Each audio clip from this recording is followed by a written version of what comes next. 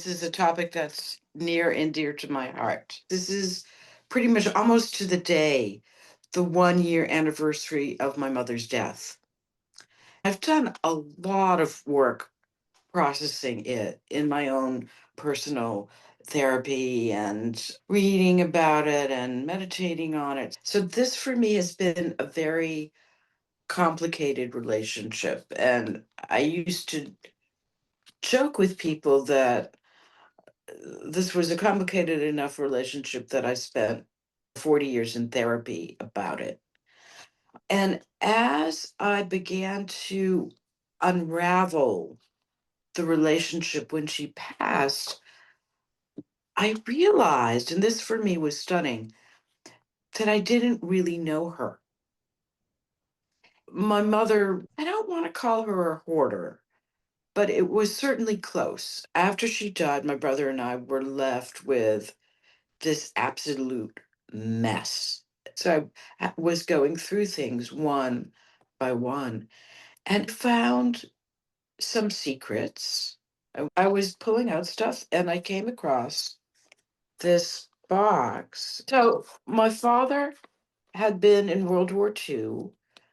We had not known about this, but I pulled out this box and actually there are two boxes. Wow. How's So what was fascinating about it is I realized not only had I not known my mother, I had not known my father. So my father was this very gentle, quiet, timid man. One would not have expected that he was a war hero. And not only was there one star, but were two stars. In the basement were the records for what he did in battle. He was going from point to point during World War II, delivering information when lines of communication were cut out. And it said, with no thought about his life or his comfort, he persevered to get the information to them. And I thought, oh my God, this timid, frightened man gave up any interest in his safety to do what needed to be done. So now we're talking about two deaths and two lives, but I had no idea. So then it gave me a sense of we think we know. In our arrogance, we think we know, but we don't know. So that was one piece. And then if I can continue that in terms of what I've been finding, so there were thousands and thousands of pictures. We started organizing pictures of my mother when she was young, when they came, her family, her mother and her grandmother had come late 1800s. Everything got organized into my mother's youth, my mother's childhood, my mother's marriage, honeymoon, and then the days when we were young. And I felt, oh, I didn't know her either. So when she was young, she was a very talented writer and dreamed of being a journalist or a writer in New York. Ended up having health issues and never made it to New York, stayed at home. And as I was going through the boxes, everything was a mess. But there were these boxes that she saved of her writing in high school. And she'd won these awards. So she had this talent. I think she felt that she really did have the ability to become a great American writer. So that box was meticulous. That was like the only thing that was organized. All her articles were there being saved, I think, in some ways, hoping that they would have a second life in some ways.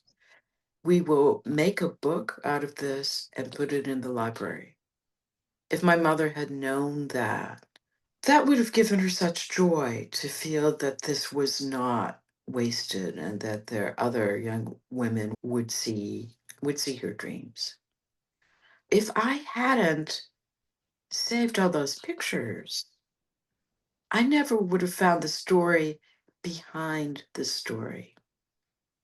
This death, coming back to your questions, was enormously healing and revealing for everybody.